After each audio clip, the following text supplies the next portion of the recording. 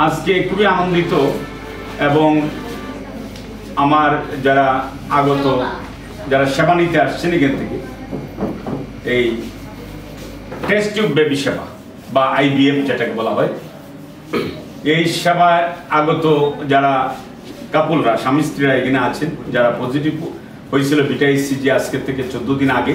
কারণ অনেক সময় দেখা যায় বিটা-ইসিজি পজিটিভ আসে কিন্তু হার্টবিট আসে না।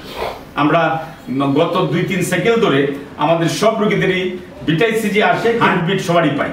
এর আগে আমরা দেখা গেছে যেমন 10 জনের বিটা-ইসিজি আসছে, দেখা গেল 7 জনে হার্টবিট আসছে, 3 জনে আসছে না। বিটা-ইসিজি পজিটিভ হওয়ার পরে যখন হার্টবিট পাওয়া যায় না তখন আসলে খুব কষ্ট লাগে মনে, যে আমার সাথে সবাই আসলো আমার আসলো না, তখন আর কান্নাটা আরো বেশি আসে। 2021 সাল থেকে আমার এই সেন্টারে নিয়মিত আমরা টেস্ট টিউবের কাজ করে যাচ্ছি। আমাদের এভারেজ ধরেন 8-10 জন রোগী 12 জন রোগী আমরা ট্রান্সফার করি। তো এই বেচে আমরা 11 জন রোগী আমরা ট্রান্সফার করি। এর মধ্যে আমাদের 8 জনের বিটা-ইসিজি পজিটিভ আসে, 5 জনের স্ট্রংলি পজিটিভ আসে, আর 3 জনে আসে 100 নিচে বিটা-ইসিজি আসে। বিটা-ইসিজি লেভেলটা লো লেভেলে থাকে, 72 আওয়ার্সে আবার রিপিট করি, অর্থাৎ এটা ডাবল হয় কিনা, এটা লেভেলটা যদি ডাবল হয়ে যায় আমরা বলি যে না হেলদি, হার্টবিট আসবে। আর যখনই লেভেল বাড়ে না অথবা কমে যায় অথবা একই থাকে তখন আমরা ধরে নিই যে এটা এই পজিটিভ আসছে ঠিকই, কিন্তু বাচ্চার গ্রোথ হয় না, ভিতরে গিয়ে বাচ্চার ডেভেলপমেন্ট হয় না। আমরা যে 5 জনের বিটা-ইসিজি লেভেলটা স্ট্রং ছিল, বেশি ছিল, তাদের সবারই আজকে হার্টবিট আসছে। এর মধ্যে আমাদের একজন রোগী যার বিটা-ইসিজি লেভেল 1200-এর উপরে ছিল, প্রথমেই 1200 উপরে ছিল, তার টুইন প্রেগনেন্সি আসছে। আমার এই প্রতিষ্ঠানের প্রত্যেকটা স্টাফ ডেপুটেড, প্রত্যেকটা স্টাফ আমি মনে করি, কিন্তু আমরা চেষ্টা করি প্রত্যেকটা রোগী যেন আমাদের কাছে সুন্দর ব্যবহার পেয়ে যায়। যেমন একটা রোগী এদের মধ্যে একজন আছে 200 মানে বিটা-ইসিজি আসছে, 200 থেকে তারপরে 2 দিন পরে তার এটা 700 প্রায় 800 হয়ে গেছে। দেখেন আমি তো প্রথম ভাবছি 200 হয়তো লো লেভেল আসবে কি আসবে না, আসবে কি আসবে না, পরে দেখা যায় তার হয়ে গেছে তার হার্টবিট আইসা। হ্যাঁ, তো কখন কিভাবে কি হবে এটা সৃষ্টিকর্তা ছাড়া কেউ জানে না। আমরা শুধু জাস্ট আপনাদেরকে অ্যাসিস্ট করি। এটার নাম হইল assisted reproductive technology, ART technique. এটাকে বলে এআরটি টেকনিক। এআরটি মানে আমরা আপনাকে অ্যাসিস্ট করি। আমরা কোনো একটা শুক্রাণু কোনোদিন তৈরি করতে পারবো না, একটা ডিম কোনোদিন তৈরি করতে পারবো? এই মানুষের এই ক্ষমতা আছে, এই ক্ষমতা সুপার পাওয়ার, যে মানে গড আল্লাহ ভগবান যাই বলেন তার হাতে এটা।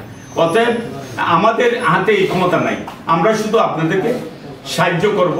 আপনাদের হচ্ছে না, কারো হয়তো ডিমের কোনো কোয়ালিটির কারণে, কারো হয়তো ডিম্বনালীর কোনো সমস্যার কারণে হচ্ছে না, কারো হয়তো জ্বরের মুখের কোনো সমস্যার কারণে হচ্ছে না, কারো হয়তো শুক্রাণু স্বামীর শুক্রাণু গুণগত মানের কারণে হচ্ছে না, কারো হয়তো বীর্যের মধ্যে শুক্রাণু নাই, তার অন্ডকোষ থেকে শুক্রাণু নিয়ে করতে হবে। বিভিন্ন ধরনের বিভিন্ন সমস্যার কারণে এই টেস্ট টিউব বা আইভিএফ পদ্ধতি করা হয়। এই টেকনোলজিগুলো 1978-এর প্রথম টেস্ট টিউব বেবি পৃথিবীতে জন্ম হয়, লুইস ব্রাউনের জন্ম হয়। আমি যখন শুরু করি তখন 2020 সালের কথা বললাম, তখন বাংলাদেশে 12টা সেন্টার ছিল। এই 3 বছরের সেন্টারের সংখ্যা হয়ে গেছে 22 থেকে 23। আমি আশাবাদী আগামী 5 বছরের সংখ্যা হবে 50। অতএব আমাদের উপরে আস্থা রাখুন। আমাদের দেশের রিমিটেন্স, আমাদের দেশের টাকা আমাদের দেশের জন্য থাকে, অন্য কোনো দেশের জন্য না যায়। আমরা সবাই আস্থা রাখবেন। আপনারা, আপনাদের প্রতিবেশী, আপনাদের আত্মীয়স্বজন যাদের এই সমস্যা আছে, অনেকে করে কি মনে করে লজ্জা, এটা অনেকে মনে করে টেস্ট টিউব সর্বনা টেস্ট টিউব করেছে, এটা মনে করে ধর্মীয় কোনো সমস্যা আছে না। হ্যাঁ, ধর্মীয় সমস্যা কিছু কিছু ক্ষেত্রে আছে, কিন্তু এই সমস্যা আমরা বাদ দিলেও তো আমরা 80% রোগীর চিকিৎসা দিতে পারি। আমরা 80% রোগীর চিকিৎসা দিতে পারি। কি সমস্যা? যার ডিম নাই তার ডোনার নিতে হয়, যার শুক্রাণু নাই শুক্রাণু ডোনার নিতে হয়। এটা আমরা দেশে অ্যালাউড না, আমরা এটা করবো না। আমরা এটা না করলেও তো 80% রোগীর সার্ভিস দিতে পারতেছি। তো 80% রোগীর সার্ভিসটা তো এই দেশের ডাক্তাররা দিতে পারে। আমাদের দেশে আমরা ডোনার প্রোগ্রাম আমাদের দেশে বৈধ না, আমরা এটা করবো না। তো যারা স্বাভাবিকভাবে হচ্ছে না, যেমন মনে করেন অন্ডকোষে শুক্রাণু আছে, অন্ডকোষ থেকে আমরা শুক্রাণু নিব। যার মানে ওভারিয়ান রিজার্ভ কমে যাচ্ছে, খুব তাড়াতাড়ি কমে যাচ্ছে, তার ফলিকল সংখ্যা কম, আমরা যদি তাড়াতাড়ি টেস্ট টিউবে না যাই, দেখা যাবে 2-3 বছর পরে তার ডিম আর নাই, তখন সে মা হইতে পারবে না, তখনই ডোনারের প্রশ্ন আসবে, তখনই আরেকজনের ডিম নেওয়ার প্রশ্ন আসবে। আপনাদেরকে আর দীর্ঘায়িত করবো না। বাইরে শীত, প্রচন্ড শীত পড়তেছে, সবাই সবার ঘর দুয়ারে যাবেন। আমার জন্য আশীর্বাদ করবেন, দোয়া করবেন, যাতে সুস্থ সুন্দর শরীর নিয়ে আপনাদের সেবাটুকু দিতে পারি, আপনাদের জন্য কাজে লাগতে পারি।